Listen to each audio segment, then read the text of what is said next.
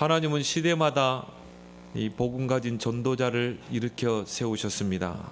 특히 이런 흑암 재앙 시대 때마다 하나님은 전도자를 일으켜 세워서 이 복음을 회복시키셨죠. 창세기 6장의 네피림 시대 때도 마찬가지입니다. 그때도 하나님은 의로운 노아를 부르사 방주 운동을 하게 하셨죠.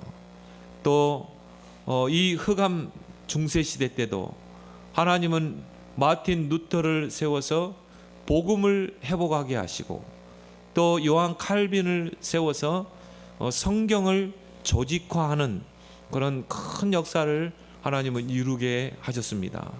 그래서 이 루터와 칼빈은 기독교 역사상 굉장한 중요한 역할을 했던 그런 두 인물이죠. 그때 당시에 이 중세 이 캐톨릭, 로마 가톨릭이 성경을 완전히 왜곡시키고 변질을 시켰거든요. 그래서 이 성경 속에 이교 사상을 집어넣은 것입니다. 그때 이제 중세 시대 때 많은 이교도 사상들이 이 교회 안에 들어오는 그런 시대, 흑암 시대였죠. 뭐 연옥설, 또 마리아 숭배, 뭐 이런 사상들이 이 교회 안에 들어오게 되고, 그리고 캐톨릭 교리를 성경 위에 두는, 그래서 교리대로 믿어야 된다, 그래야 구원받는다, 이런 이 성경이 진리가 왜곡되고 변질된 시대에 이런 루터를 통해서 이 95개조 반박문을 이 성당에 붙이게 되고 종교 개혁에 불씨를 지폈죠.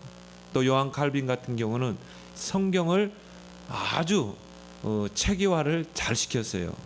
그 요한 칼빈이 이 성경을 이렇게 신론, 기독론, 구원론 이렇게 이 체계화시키고 조직화시켜서 지금도 신학교에서 그런 조직학, 교리학을 배울 때 이런 그 밑바탕에는 이 칼빈의 그런 조직화가 많은 영향을 끼치게 된 것입니다. 그런 역할을 하나님이 이런 흑암 시대 때마다 하나님은 행하신 것입니다. 그래서 우리는 지금 이 시대를 보면서 세 가지의 영안이 우리는 열려야 돼요. 첫 번째가 뭡니까? 시대를 보는 눈입니다. 역사의식이라고 그러죠. 지금이 어떤 시대인가? 정말 이 시대를 보면서 정말 지금 이 시대가 어떤 시대인지 우리는 바로 보고, 그러면 하나님이 이 시대에 원하시는 것이 무엇인가를 볼 수 있어야 돼요. 그걸 보고 우리가 사명의식이라고 합니다. 이 흑암 시대를 보면서 내가 해야 될 사명이 뭔가, 또 교회가 회복해야 될 사명이 뭔가, 이걸 우리가 회복해야 돼요. 그리고 그러면 누가 그것을 할 것인가? 소명의식이죠. 이 세 가지의 눈이 열리기를 바랍니다. 출애기 3장에 하나님께서 호레산 떨기나무 가운데 모세를 부르십니다. 그리고 하나님이 모세에게 사명을 주시죠. 내가 내 백성이 고통 속에 있는 것을 보았다. 그 부르짖는 것을 내가 들었다. 내가 내 백성의 고통을 알고 있다. 역사의식이죠. 내가 너를 보내서 내 백성 이스라엘을 건져낼 것이다. 누가 가느냐? 네가 가야 된다는 거예요. 모세가 핑계를 댔잖아요. 하나님, 맞습니다. 우리 백성이 지금 노예로 있습니다. 저들이 애굽에서 해방돼 나와야 되겠죠. 근데 나는 나이가 늙고 나는 도망자 아닙니까? 보낼 만한 사람을 보내십시오. 하나님 뭐라고 그러세요? 내가 능한 손으로 너와 함께 하겠다는 거예요. 하나님이 네가 하는 게 아니라 하나님이 하겠다는 것입니다. 하나님이 너를 통해 하겠다는 것입니다. 이사야 6장에 하나님께서 그 성전에서 그 이사야의 기도를 받으시잖아요. 그때 스랍 가운데 계신 여호와께서 말씀하십니다.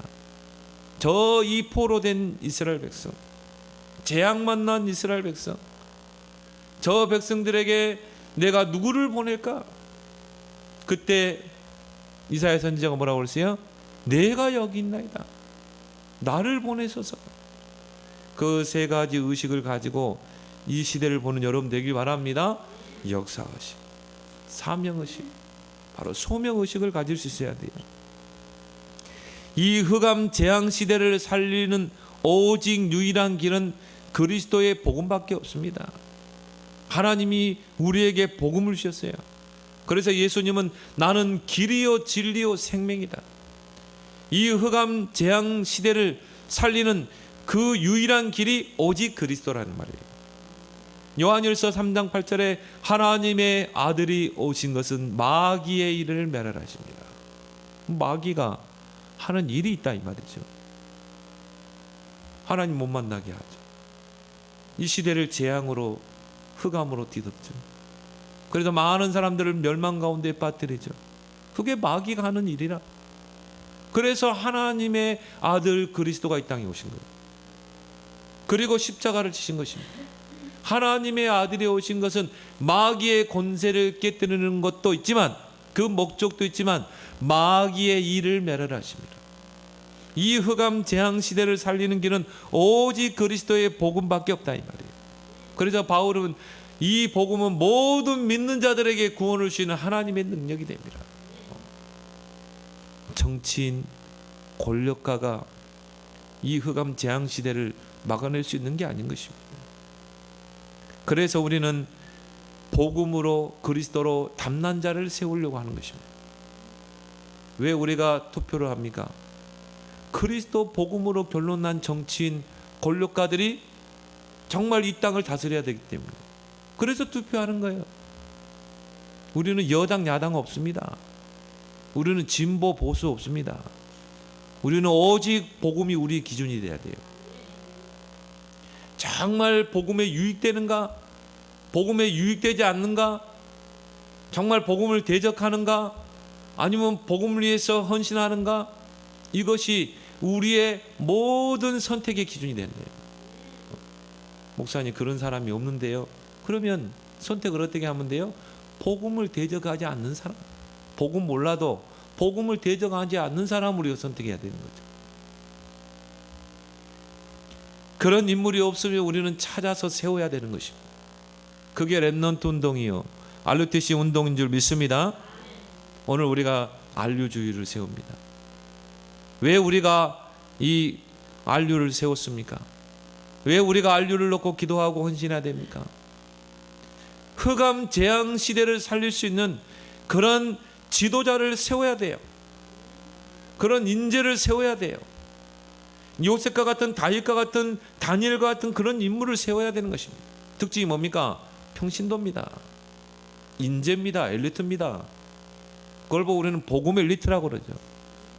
복음 엘리트로서 신학을 하고 하나님을 알고 복음을 알고 사명을 하는 그런 인재들을 서밋의 현장에 파송해야 되는 것입니다. 다니엘과 같은 경우는요, 이 세 나라를 움직였어요. 네 왕을 움직였습니다. 이런 인물들을 세워야 흑암 재앙 시대에서 우리가 해방돼 나오는 것입니다. 살아남는 것입니다. 열왕기하 19장에 보면 하나님께서 이 낙심 중에 있는 그 엘리야에게 떡과 물을 주고 호렙산으로 인도하잖아요. 그 호렙산 굴에서 엘리사가 하나님을 기다리는데 하나님은 번개 가운데, 천둥 가운데, 바람 가운데 있지 않았어요. 그 후에 세미한 음성이 엘리야 선지자에게 들린 것입니다. 그러면서 그 낙심에 있는 엘리야 선지자에게 네 가지 인생의 미션을 주잖아요. 하사엘을 기름 부어 아람 왕으로 세워라. 예후를 세워서 기름 부어 세워 이스라엘 왕으로 세워라. 너의 뒤를 이어서 선지자의 역할을 할 엘리사를 찾아서 세워라. 그리고 바알에게 무릎 꿇지 않는 7천 렘넌트를 세워라. 낙심하지 말고 인생의 미션을 탁 준 거 있죠. 여러분이 이 흑암 시대를 보면서 인생의 미션을 찾아내길 바랍니다. 그게 응답의 가장 빠른 길이에요. 어떻게 하면 내가 이 빛의 경제의 축복을 받을 것인가? 인생의 미션을 찾아내야 된다니까. 지금 이 흑암 시대 하나님은 237 나라 5천 종족 살리기를 원하시는구나. 병든 세상을 치유하기를 원하는구나. 썸밋 렘넌트를 세워서 미래를 준비하기를 원하는구나. 인생의 미션을 붙잡고 여러분이 기도해야 된다 이 말이에요. 그래야 하나님이 유일성의 응답의 그 문을 열어주시는 것입니다. 여기에 대한 사실적인 답이 안 나면은 교회가 필요가 없어요. 교회가 이 땅에 있을 필요가 없죠. 교회 안에 중직을 세울 필요 없어요. 직분자를 세울 필요가 없는 것입니다. 왜요? 교회가 하는 일이 뭡니까? 정말 복음으로 무장하고 모이는 교회, 흩어지는 교회. 교회에 모여서는 말씀 받고 교회에 모여서는 복음으로 무장하고 흩어져서는 뭐예요? 내가 있는 현장에서 정말 흑암의 세력과 싸우고 이 복음으로 그 현장을 살리는 것입니다. 그래서 교회는 빛이요 소금인 것입니다. 그 사명 가운데 교회는 세워지는 것입니다. 이 흑암 재앙 시대를 살리는 길은 오직 복음 가진 교회인 것입니다. 이런 복음 가진 교회, 일어나 빛을 발하는 교회가 곳곳에 세워지는 거예요. 거기에 중요한 역할이 중직자입니다. 중직자 한 명 제대로 세워지면요, 교회가 살게 돼 있어요. 현장이 살게 돼 있습니다. 렘넌트들이 살게 돼 있어요. 한 선교지가 살게 돼 있습니다. 이게 중직자의 정체성입니다. 이게 중직자의 사명이에요. 중직자는 교회를 세우는 그런 역할을 하는 게 중직자예요. 그래서 사도의 가르침을 받고 교회를 세우는 것입니다. 그리고 내가 있는 현장을 살리는 거예요. 내가 있는 지역을 살리는 거예요. 그래서 중직자가 한 지역을 책임지잖아요. 그리고 뭡니까? 렘넌트를 키우는 것입니다. 내가 돈 벌어서 렘넌트를 키우는 거예요. 그리고 한 나라를 선교할 정도로, 한 선교사 가정을 내가 평생 선교할 정도로 그런 중직자를 세울 때 모든 흑암 재앙이 다 무너지게 되어 있는 것입니다. 그래서 성경에 보면 곳곳에 중직자들이 말씀 운동 피잖아요. 그런 중직자 시대를 놓고 우리는 기도해야 될 줄 믿습니다. 그래서 예수님은 미래를 미리 내다보시고 사역을 하셨어요. 그래서 뭡니까? 예수님이 부활하고 승천하신 후에 그 교회가 세워지고 그 교회를 통해서 이 흑암을 무너뜨리고 이 땅에 하나님 나라를 이루어야 된다. 그래서 예수님은 미래를 내다보고 사역을 하셨어요. 12 제자를 부르셨습니다. 그 출신들이 그렇게 많이 배우고 뛰어난 그런 출신들이 아니거든요. 다 어촌에 그런 배우지 못하고 또 성격도 좋지 않은 그런 갈릴리 사람들. 그래서 혹자가 그런 말했죠. 갈릴리에서 인물이 나겠느냐고. 근데 그 갈릴리 출신들 어부들을 불렀거든요. 유대인들이 죄인 취급하는 세리들을 불렀어요. 그들을 사도로 세운 것입니다. 그들을 제자로 세운 거예요. 그리고 70인 중직자를 세우셨습니다. 정말 사도를 도와서 교회를 세우고 현장 살리고 정말 세계 복음화할 그런 70인 중직자를 예수님께서 미래를 내다보시고 세우신 거예요. 그래서 마태복음 12장에 보면 10장입니까? 마태복음 10장에 그 12사도를 현장에 파송하잖아요. 그러면서 뭐라고 합니까?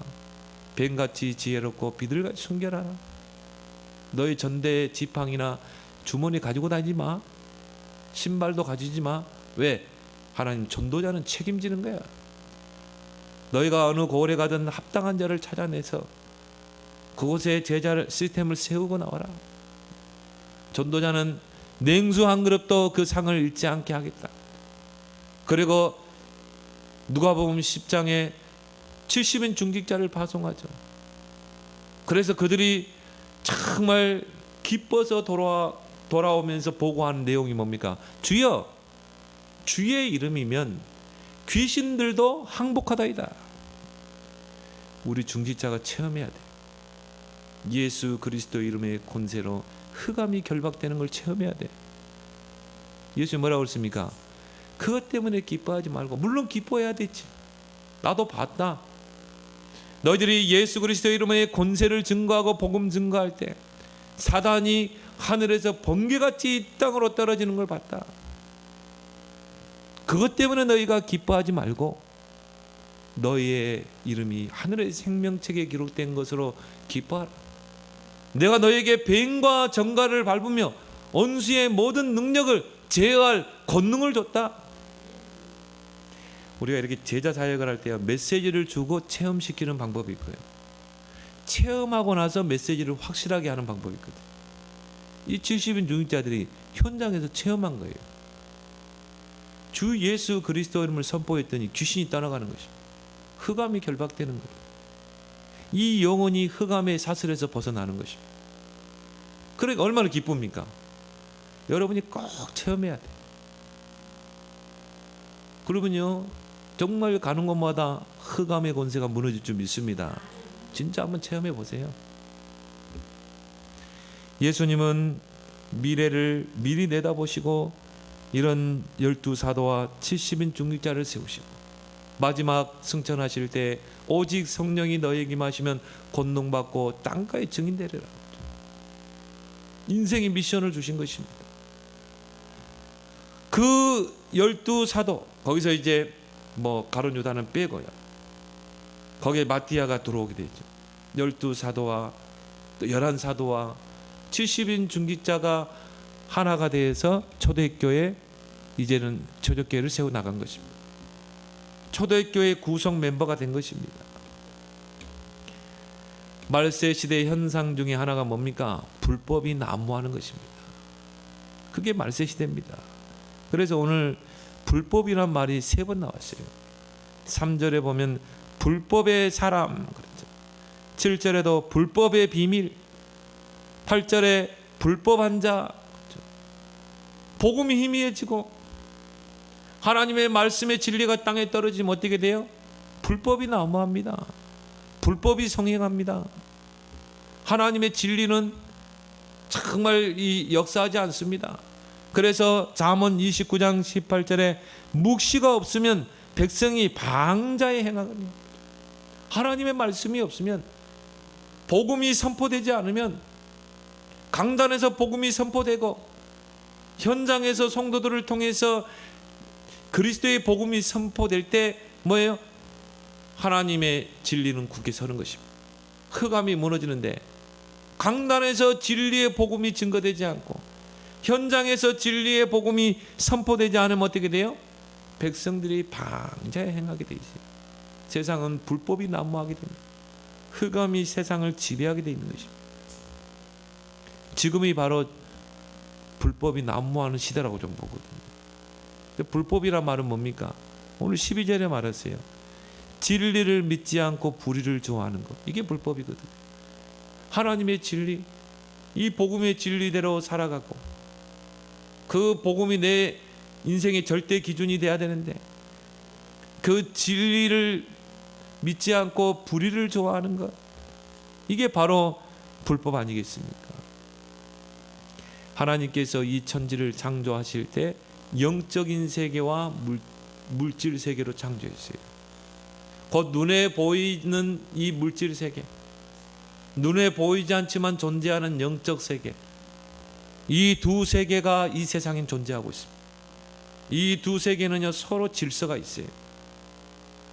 질서가 있으면서 그 질서 속에서 서로 조화를 이루고 균형을 이루도록 하나님이 창조했어요. 우리 인간의 몸의 구조만 놓고 보더라도 하나님이 영과 혼과 육으로 창조한 것입니다. 여러분, 이 살덩어리는 뭐예요? 이거 흙이에요, 흙. 이게 아담이란 말이 티끌이란 뜻이거든요. 티끌. 이 땅의 티끌로 아담을 만들고, 중요한 건 뭐예요? 그 코에 생기를 불어넣는 생명이 됩니다. 우리 아버님 장례를 치르고 이렇게 왔는데 그렇게 뭐 슬프지는 않더라고요. 뭐 입간 예배도 입간도 이렇게 하는데 그렇게 뭐 슬프진 않아. 왜? 육신이 누워 있는 거야, 그냥 시신이. 아버지의 영혼은 이제 천국에 가셨고, 또 제가 이제 병원에서 아버지의 구원을 확인했거든요. 아버지, 나는 구원받았다. 나는 천국 백성이다. 또 할아버지가 돌아가시기 몇 시간 전에 십자가를 보는데 그렇게 아름답더래요. 십자가가 아름답다. 십자가. 근데 편하게 숨을 크게 3번 들이쉬시고 내쉬고 들이쉬고 내쉬고, 마지막 이제 숨을 크게 들이쉬고 탁 내쉬면서 영혼이 빠져나가는 거죠. 영혼이 싹 몸에서 빠져나가는 것이. 그 영혼은 어디로 갑니까? 하나님 나라 가는 거지. 천국으로 가는 거야. 육신은 하나의 이제 이거 시신이 누워 있는 거예요. 그거는 한마디로 껍데기만 누워 있는 거지. 슬퍼할 필요도 없어요. 뭐 입가는 하는데 뭐 그렇게 뭐 슬프고 그러지는 않더라고요. 왜? 아버지 영혼은 천국에 가 계시고, 하나님께서 우리 인간도 육체를 지으시고 그 안에 영과 혼, 그리고 영혼이라고 그러죠. 영혼을 하나님이 불어넣어서 생령이 된지라 영적인 존재로 창조하신 거예요. 그래서 우리 인간도 영혼과 육체가 서로 조화를 이루도록, 그게 서로 질서를 이루도록 하나님은 창조한 것입니다. 그래서 여러분이 영혼이 잘 되면 모든 게 잘 되도록 하나님 창조했어요. 내 영혼이 잘된 같이 네가 범사에 잘되고 강건하기로 하나. 여러분의 영혼이 늘 주님을 바라보고 여러분의 영혼이 늘 성령 충만 속에 들어가면 하나님이 모든 것을 범사에 형통하게 하실 줄 믿습니다. 그 영적 질서를 위해서 진리의 말씀, 진리의 복음을 주신 것입니다. 그래서 우리 육체는 밥을 먹어야 건강하고, 우리의 영혼은 영혼의 양식을 먹어야 돼요. 그 영혼의 양식이 바로 하나님의 말씀인 줄 믿습니다. 그래서 마태복음 4장 4절에 사람은 떡으로만 사는 것이 아니요 하나님의 말씀으로 사는 것이다. 하나님의 입에서 나오는 말씀으로 사는 존재다. 하나님이 그렇게 창조했다니까요. 그러니까 말씀이 없으면 영적인 질서가 안 잡히게 돼요. 혼돈 속에 빠지게 돼 있어요. 그래서 여러분은 늘 하나님 말씀의 양식을 먹어야 되는 것입니다. 하나님 말씀을 들어야 돼. 그 말씀을 묵상해야 돼. 그 속에서 내 영혼이 이 힘을 얻어야 돼요. 내 영혼이 살을 쪄야 돼요. 그러면 육신도 모든 것이 범사가 형통케 될 줄 믿습니다. 이게 하나님의 질서라니까요. 영적인 질서라니까요. 하나님이 영적 세계와 물질 세계를 경계를 딱 두셨어요. 분명한 경계를 두시고, 그리고 이 영적 세계, 물적 세계가 서로 조화와 균형을 이루도록 하나님 창조한 것입니다.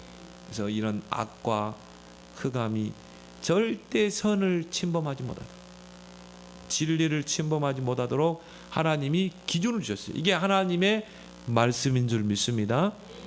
그래서 우리는 말씀대로, 말씀이 모든 것의 기준, 그 속에서 우리는 영적인 질서를 가지고 사는 것입니다. 그래서 로마서 6장 14절에 죄가 너희를 주장하지 못하는 거죠. 하나님 말씀이 있으면 죄가 우리를 주장하지 못합니다. 하나님이 천지를 창조하실 때 그 흑암 가운데 빛을 창조했잖아요. 빛을 지으심에 뭐라고 그랬어요? 그게 빛과 어둠으로 나뉘었다고 그랬어요. 하나님은 분명히 빛과 어둠의 경계를 두신 것입니다. 빛과 어둠의 질서를 두신 거예요. 절대 어둠이 빛을 침범하지 못하도록 하나님이 질서를 두신 것입니다. 영적인 질서라고 그러죠. 그래서 우리가 이 저수지는 어떤 역할을 합니까? 물을 가두는 역할을 하잖아요. 그래서 비가 오면 물을 저수지에 가두고, 그 저수지를 가두기 위해서 뚝이 있잖아요. 뚝을 둬서 그 물을 저수지 안에 가두게 하죠. 그러면 그 저수지의 물은 우리가 식용으로도 마실 수 있고 또 농업 용수로도 쓸 수 있잖아요. 굉장한 유익을 줘요. 그런데 뚝이 터져버리면 어떻게 돼요? 다 휩쓸려 가는 것입니다. 논밭이고 집이고 다 휩쓸려 가는 거예요. 영적 질서가 무너져 버리면 그렇게 되는 것입니다. 왜 바닷가에 방파제를 세웁니까? 큰 파도나 쓰나미가 몰아칠 때 그걸 막아주는 역할을 해야 되거든요. 바다와 육지의 그 경계를 확실하게 잡아주는 게 방파제 아니겠습니까? 하나님이 우리에게 이 말씀을 줘서, 진리의 말씀을 줘서 이런 흑암이 우리를 침범하지 못하도록 하나님은 질서를 잡고 계시는 것입니다. 이게 무너져버린 시대가 있었다니까요. 진리의 말씀이 무너지면 흑암이 덮치게 되어 있습니다.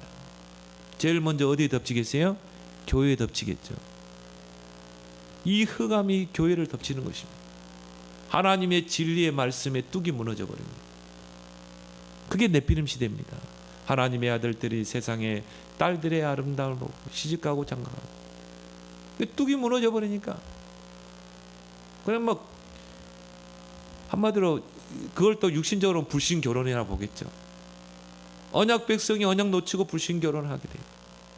하나님의 진리가 희석되고 성과 악이 분별이 없어지고 진리와 비진리가 이게 혼돈이 되어버려요. 중세시대 로만 가톨릭에 막 이교 사상이 막 들어옵니다. 그래가지고는요 전혀 복음이 없어요. 여러분, 마리아를 그들은 존경한다고 그러죠. 여신 숭배입니다. 여신 숭배 사상이 교회 안에 들어온 거예요. 그걸 뭐라 하는 줄 아세요? 마리아는 온 적 없다고 그러잖아요. 무음수태라고 그러죠. 그래서 한마디로 여신을 숭배하는 거예요. 그런 이교도 사상이 교회 안에 침투해 들어오고, 그래서 하나님께서 광야길 가는 동안에 언약궤를 따라가라는 것입니다. 말씀에 그 언약을 붙잡고 가라는 거예요. 하나님이 그 시내산에서 십계명을 줬어요. 그리고 하나님 말씀에 율례를 줬습니다. 그래서 하나님의 백성이 하나님의 그 계명을 쫓아 살도록, 그것이 바로 영적인 질서인 줄 믿습니다. 하나님 말씀의 율례를 따라서. 그래서 하나님이 새 절기를 주셨잖아요. 너희들이 가나안 땅에 들어가면 하나님의 법을 지켜야 된다. 하나님의 율례대로 행해야 된다. 새 절기를 지켜야 된다. 이게 신명기 아닙니까? 오늘 11절에 보면 이러므로 하나님이 미혹의 역사를 그들에게 보내사 그렇죠. 미혹의 역사. 우리가 복음 놓치게 되면 어떻게 돼요? 미혹의 영이 역사하게 돼요. 오늘 3절에도 말하고 있죠. 미혹의 영. 누가 너 어떻게 하여도 너희가 미혹되지 말라. 우리가 복음 놓치고 진리의 말씀을 놓치면 어떻게 돼요? 미혹의 영이 역사하게 돼 있어요. 복음을 대적하는 적그리스도가 일어납니다. 거짓 선지자들이 일어납니다. 그들은 복음을 대적하는 자예요. 오늘 4절에 보니까 그는 대적하는 자라. 복음을 대적하는 자, 말씀의 진리를 대적하는 자, 또 4절 중반절에 숭배함을 받는 것에 대항하는 자, 이런 적그리스도, 거짓 그리스도가 일어나게 됩니다. 예수님도 마태복음 24장에 말세 때가 되면 이런 적그리스도가 일어나서, 거짓 선지자가 일어나서 할 수만 있으면 많은 사람들을 미혹할 것이다. 이 뚝이 무너져 버리면요, 이 물이 논봐서 다 휩쓸고 가잖아요. 교회를 휩쓸고 가는 것입니다. 그래서 지금 미국은 크리스마스가 홀리데이로 바꿔가고 있습니다. 그러니까 왜 크리스마스를 홀리데이로 일하느냐? 미국이란 땅은 다민족들이 모이는 땅이에요. 다민족들이 모이는 그런 나라이기 때문에 그들의 종교를 존중해 줘야 된다는 거예요. 그래서 크리스마스를 홀리데이로 만드는 것입니다. 그렇게 부르고 있다니까요. 점점 크리스마스가 사람들에게서 잊혀져 가는 거예요. 전도자도 그러더라고요. 12월 한 달 동안은 캐롤송을 듣더라고요. 점점 이런 복음의 진리가 사라지고 있는 것입니다. 이게 진리의 뚝이 무너져 버리면 일어나는 현상이죠. 그래서 미혹의 역사와 함께 거짓 것을 믿게 되는 것입니다. 한마디로 이제 이 흑암의 비진리가, 홍수가, 쓰나미에 교회는 다 휩쓸려 가는 것입니다. 그것을 오늘 이 바울은 데살로니가 후서 2장에서 경계하고 있는 것입니다. 그런 미혹의 그 쓰나미가 한번 휩쓸면 어떻게 됩니까? 꼿꼿해서 배교하는 일이 일어납니다. 그 3절에 미혹되지 말라 먼저 배교하는 일이 있고, 지금 그렇습니다. 배교하는 일들이 일어납니다. 배교라는 말은 뭡니까? 가르침을 등지다, 배신하다는 거죠. 이 복음의 가르침, 하나님의 가르침을 이제 배신하는 거예요. 등지는 것입니다. 로마서 1장 28절에 하나님을 그 마음에 두기를 싫어하는 시대가 옵니다. 배신하는, 배교하는 시대가 오는 것입니다. 저는 그게 코로나라고 보거든요. 코로나 사태를 계기로 이제 엄청난 쓰나미가 몰려들 겁니다. 이제 배교의 홍수와 쓰나미가 들이닥칠 것입니다. 이제 모든 신학교에서는 자유주의 신학이 넘칠 것입니다. 절대 복음 말하지 않을 것입니다. 원래 자유주의 신학이 캐톨릭에서 나왔거든요. 남미에서 나온 신학이거든요. 이런 자유주의 신학이 이제 신학교로, 교회로 침투해 들어오는 거예요. 자유주의 신학은 전혀 복음이 없습니다. 그리고 캐톨릭을 중심으로 종교 통합 운동을 일으킬 것입니다. 지금 그런 일들이 암암리에 일어나고 있거든요. 그래서 이 캐톨릭의 전략이 뭡니까? 이제 우리가 더 이상 떨어져 살지 말고 다 예수 그리스도 믿고 하나님 부르지 않냐? 그러면 네가 옳으니 내가 옳으니 그러지 말고, 또 개신교 안에 여러 분파가 있잖아요. 그러지 말고 캐톨릭 중심으로 전 교회가 하나 되자는 거예요. 우리가 같은 지향점을 가지고 있지 않냐. 그러니까 캐톨릭 중심으로 전 종교가 하나 되자는 거예요. 교회 일치 운동을 일으킵니다. 그 남미는 이미 거기에 다 들어가 버렸고, 미국도 점점점 캐톨릭화 돼가고, 드디어 한국의 교회들이 이제 캐톨릭화 됩니다. 그래서 큰 교회 십자가에 M천 걸어놓은 게, 그게 많은 의미를 두고 있습니다. 앞으로 캐톨릭 중심으로 모든 교회는 통합과 일치로 가겠다는 것입니다. 이런 배교의 일들이 점점 진행될 것입니다. 그게 나는 코로나라고 보거든요. 일단 코로나를 통해 교회를 힘을 빼야 되거든요. 한번 충격을 줘야 되거든요. 그것 때문에 지금 교회가 지금 큰 교회는 뭐 절반 넘게 지금 이 쓰나미처럼 밀려가고요. 앞으로 기독교계는 점점 배교의 길을 걷게 될 것입니다. 그래서 오늘 3절 보면 저 불법의 사람 곧 멸망의 아들이 나타나기 전에는 그날이 이르지 아니하리니 그는 대적하는 자라 신이라 불리는 모든 것과 숭배함을 받는 것에 대항하여 그 위에 자기를 높이고 하나님의 성전한 자 자기를 하나님 세우리니. 그래서 많은 신학자들이 교황으로 보죠. 교황이 신격화될 것이다. 뭐 이렇게 미래의 일을 조심스럽게 예언하는 분들도 있습니다. 이제 이런 불법의 사람들이 계속 일어나서 중요한 것은 뭡니까? 복음을 대적하는 거예요.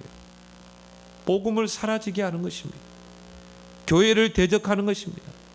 이런 사람 특징이 뭡니까? 교회의 목적은 뭐냐? 성경이 말하는 것은 하나님 사랑하고 이웃 사랑하고 어려운 사람 도와주고 이제 이런 쪽으로 가는 거예요. 결국은 교회가 이제 종교 운동하는 것입니다. 그래서 오직 복음, 오직 전도를 들고 나오면 찍는 거예요. 100개 교단이 찍었잖아요. 왜? 싫어하거든. 아직도 풀지 않고 있잖아요. 그래서 오늘 10절에 불의의 모든 속임으로 멸망하는 자들에게 있으리니 이는 그들이 진리의 사랑을 받지 아니하여 구원함을 받지 못합니다. 진리의 사랑을 받지 못하여 아니하여 구원함을 받지 못함이라. 예수는 이야기합니다. 하나님 이름 부릅니다.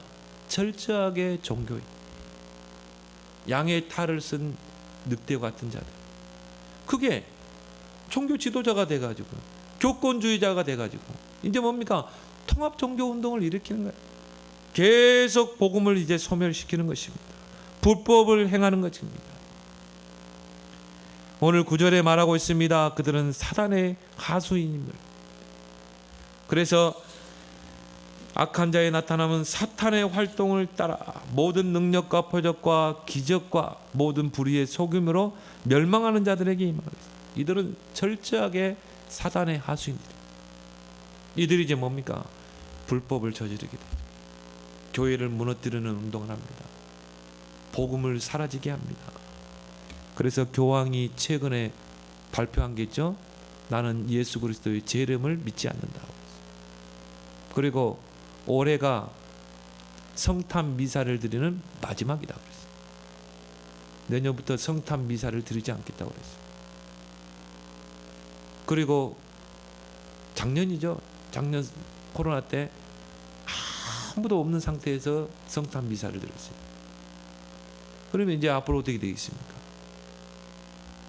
이 사탄의 하수인들이 이제 이 불법을 저지르는 그런 일들이 계속 자행되겠죠. 그래서 사탄은 모든 악의 영의 우두머리, 상당한 능력을 가지고 있습니다.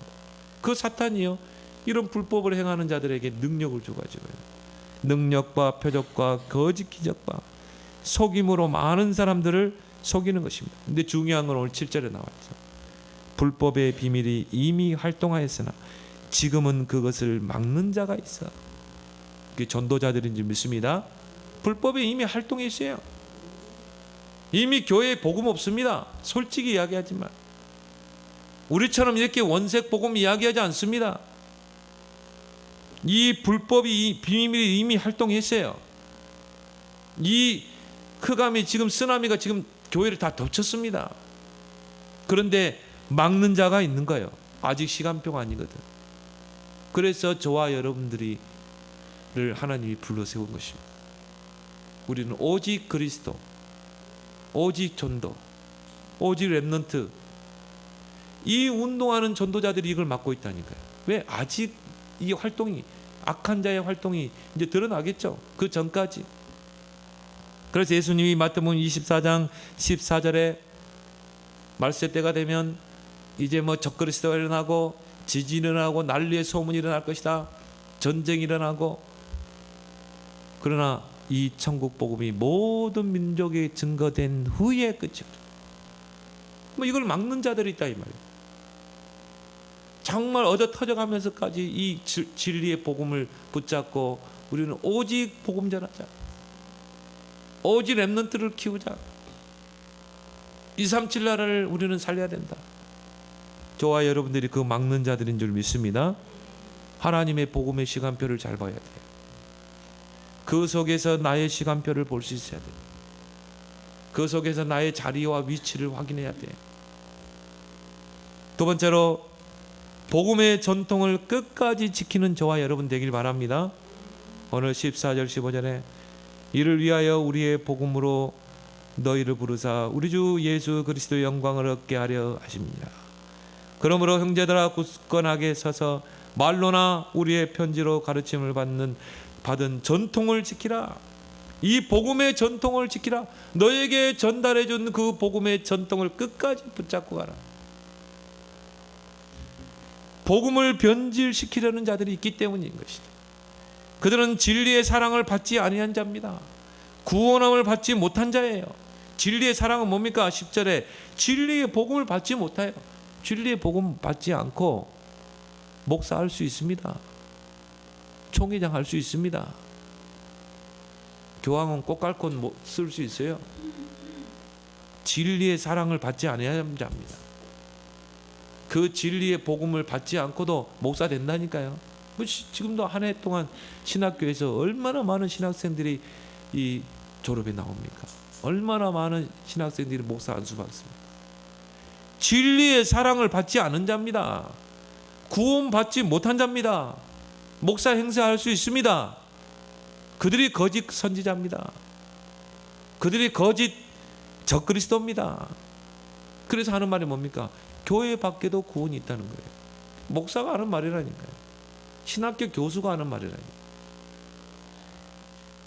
종교의 탈을 쓴 자입니다. 한마디로 불법을 행한 자예요. 멸망의 아들들입니다.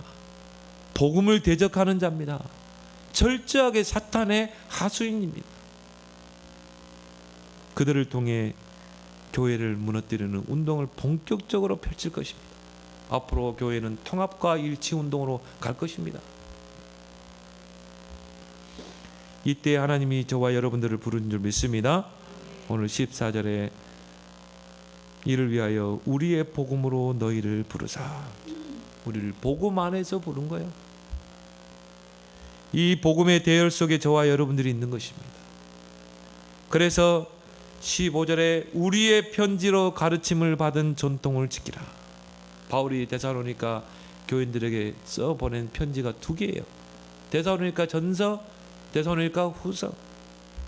거기에 뭘 써보냈습니까? 복음을 써보낸 거예요. 이 써보낸 편지로 써보낸 이 복음의 전통을 끝까지 지키라. 데살로니가 교인들은 이 편지 두 개로 충분했어요. 복음을 이해하고 복음을 누리고 복음의 전통을 붙잡는 것. 여러분이 성경 66권 아무리 훈련받고 해야 돼요. 진짜 복음을 알 수 있는 건 하나님의 은혜인 것 같아요. 여러분이 복음의 전통을 끝까지 지키는 여러분 되길 바랍니다. 오직 복음 누리고 이 복음을 전달하는 자가 될 것이다. 복음을 변색시키지 말고 복음을 변질시키지 말고 우리는 이 복음을 끝까지 전통을 붙잡고 우리는 이 복음을 전달하는 사명을 감당해야 합니다. 우리는 237 나라 5천 종족에 전달하고 또 우리는 정말 병든 자에게 전달하고 우리는 렘넌트들에게 전달하고 그래서 서밋으로 키우고 그래서 우리가 안류주의를 지키는 것입니다. 왜 미국이 안류를 세웠습니까? 다민족들이 모이는 나라 아닙니까? 그곳에 안류를 세워서 정말 이 그리스도의 복음의 전통을 굳게 붙잡고 전달할 수 있는 그런 다민족 지도자를 세우자는 것입니다. 이게 안류입니다. 그럼 여러분이 의미를 알아야 되겠죠. 의미를 알고 여러분이 헌신도 하고 헌금도 하라 이 말이죠. 세 번째로 하나님이 미리 주신 것으로 우리 인생을 세팅하라. 왜? 우리는 복음을 위하여 부르심 받은 자. 이 흑암의 쓰나미가 정말 시대를 덮는 것을 막을 자. 그 가운데 우리를 불렀다 이 말이에요. 전도자로. 그러면 내 인생을 세팅해야 돼. 이제 정말 237 나라를 살릴 만큼 이제는 서밋 렘넌트를 키워낼 만큼 내 인생을 세팅하라. 그래서 오늘 13절에 뭐라고 말하고 있습니까? 하나님께 감사함은 하나님이 처음부터 너희를 택하사. 하나님이 2021년도에 일어날 그 일, 앞으로 미래에 일어날 일을 미리 앞에 보시고 창세전에 여러분을 택하신 줄 믿습니다. 하나님 뭐라고 그랬어요? 처음부터 너희를 택하사 성령의 거룩하게 하심과 진리를 믿음으로 구원을 받게 하려 함이니. 하나님이 처음부터 여러분들을 아셨고 이 천지가 창조되기 전부터 하나님은 이미 여러분을 택하셨어요. 2021년도를 여러분이 앞두고 하나님 미리 여러분을 택하셨다 이 말이에요. 말세 시대 이 복음으로 살리기 위해서. 그래서 구원 이전에 성령이 임한 겁니다. 오늘 중요한 말씀했죠. 구원 이전에 성령의 거룩하심이 너희에게 임했다. 그러고 나서 이 진리의 복음을 믿게 하시고 그리고 우리를 구원을 받게 하시니. 자, 우리 세 단어가 나왔죠. 첫 번째 뭡니까? 성령의 거룩하게 하심. 여러분이 구원 이전에 성령께서 우리에게 임한 줄 믿습니다. 그래서 복음을 깨닫게 한 거예요. 성령은 진리의 영입니다. 복음을 깨닫게 하는 영입니다. 성령이 우리에게 임했어요. 이 복음이 깨달아졌어요. 믿어졌어요. 그 그리스도의 복음을 영접했어요. 그리고 우리가 구원받은 줄 믿습니다. 뭐 때문에? 하나님이 이 말세 시대 복음의 증인으로 우리를 쓰시기 위해서. 그렇다면 우리는 이제 복음 안에서 부르심을 받은 자입니다. 오늘 14절에 우리의 복음으로 너희를 부르사. 이 복음 안에서 부름받은 복음의 증인으로서 우리 이제 모든 표대를 237 치유 서밋의 방향을 맞추나. 이것이 하나님의 절대의 계획입니다. 이걸 절대 언약으로 붙잡아야 돼요. 그리고 우리는 절대 여정을 떠나는 것입니다. 절대 목표를 향해 달려가는 것입니다. 나 여호와가 때가 되면 속히 이르리라. 그러면 우리는 이 위대한 사명을 우리에게 미션, 인생 미션을 주셨는데, 그러면 내 인생을 세팅해야 되겠죠. 삶 초월로 내 인생을 세팅해야 돼요. 정말 보좌의 축복을 누려라. 시공간을 초월하는 그 역사를 체험. 237의 빛을 누려라. 그게 기도인 줄 믿습니다. 이제 정말 우리가 기도해야 돼요. 정말 말세 시대를 살릴 저와 여러분들은 이제 정말 정시기도 24시 기도 속으로 들어가라. 그러면 플랫폼의 축복이 회복되는 것입니다. 하나님이 여러분이 어디에 있느냐에 따라서 모든 걸 다 몰아가는 거야. 그래서 전문화의 축복, 오직 유일성 재창조의 축복을 여러분에게 회복할 줄 믿습니다. 그리고 내 인생을 뭐로 세팅해야 돼요? 세 가지 누림으로 세팅해라. 하나님의 형상, 하나님이 우리에게 생기를 불어넣었다. 그 에덴의 축복, 이게 말씀으로 회복됐죠. 이걸 가지고 이제 내 인생의 타워를 만들어라. 여러분이 자 롯데타워가 세워지니까요. 뭐 도봉산에 올라가니까 제일 먼저 보이는 게 롯데타워잖아요. 높더라고요. 여러분이 타워가 되면 다 보게 돼 있어요. 보고 따라오게 돼 있어요. 그게 제자화입니다. 그리고 여러분이 삶 전무후무로 내 인생을 세팅하라. 하나님은 여러분에게 전무후무한 축복을 예비해 놨었어요. 그럼 여러분이 여기엔 여러분의 인생을 딱 세팅하면 여러분이 안테나가 되는 것입니다. 하나님과 소통, 모든 사람과 소통하는 안테나. 그때 하나님이 여러분에게 세계화의 축복을 주실 줄 믿습니다. 이걸 가지고 여러분이 인생의 작품을 남기는 것입니다. 그래서 정말 이 말세 시대, 불법이 난무하는 이 시대, 하나님이 전도자로 나를 부르셨다는 그 소명, 사명, 역사의식, 소명의식, 사명의식을 가지고 여러분이 내 인생을 세팅해서 정말 우리의 이제 남은 인생의 미션 237 나라 5천 종족 치유 서밋에 이것을 이룰 언약 성전을 지을 것이다. RUTC를 세울 것이다. 여러분이 언약 성전을 세우면 그 안에 RUTC 세우면 돼요. 여기에 여러분이 다윗과 같이 믿음의 도전이 있기를 바랍니다. 하나님 아버지, 말세 시대를 살릴 전도자로 부르심을 감사합니다. 불법이 난무하는 시대를 보게 하시고 그것을 막는 자 전도자로 불러주심을 감사드립니다. 묵묵히 전도자의 길을 가게 하여 주시옵시고 내 인생을 세팅해서 이제 내 인생의 마지막 인생의 미션 237 나라 5천 종족 살리고 치유하고 시대를 치유하고 서밋 렘넌트를 세우는 그 플랫폼 타워 안테나의 축복을 누리게 하여 주옵소서. 예수님의 이름으로 기도드리옵나이다. 아멘.